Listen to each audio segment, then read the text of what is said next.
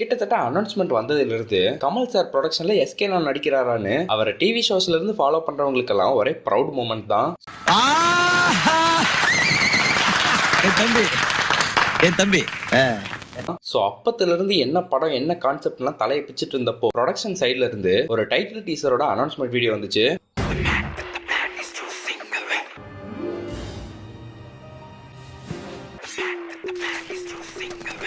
Army வார் ஓரியன்டா இருக்கனால பிசிக்கலா எஸ்கேனா ரொம்பவே ஸ்டைன் பண்ணிருக்காருன்னு வீடியோ பார்க்கும்போதே தெரியுது.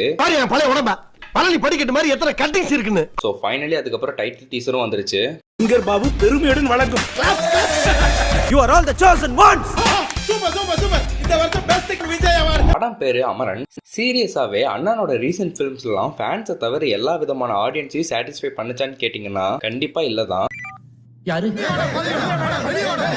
வரடா சரி ஓகே சாரி, என் பாயிண்ட் ஆஃப் வியூல மாவீரனை தவிர நான் சீரியஸா சொல்ல போனா அமரனோட டைட்டில் டீசர் பாக்குறதுக்கு முன்னாடி இருந்த மைண்ட் செட்டை அப்படியே உடச்சு எரிஞ்சிருச்சு. பிகாஸ் இந்த படம் எஸ்கேனோட பெர்ஃபார்மன்ஸ்லயும் சரி, ராஜ்குமாரோட ஸ்டோரி டெல்லிங்லயும் சரி, ஜிவியோட மியூசிக்லயும் சரி ரொம்பவே ப்ராமிசிங்கா இருக்கு. படம் வேற மாதிரி ஒரு ஆக்ஷன் பீக்ல இருக்க போகுதுன்னு தோணுது. இந்த வாட்டி மிஸ் ஆகாதுல்ல?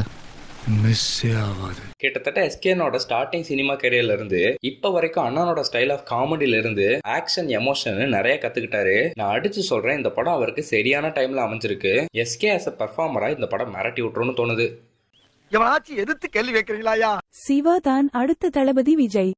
யாரா அவன்? யாரா உனக்கு என்ன மூடிக்கிட்டு வேடிக்கை பாடுறா? அகராதி பிடிச்ச பைபிளெல்லாம் வந்து நிக்கிறாங்களே.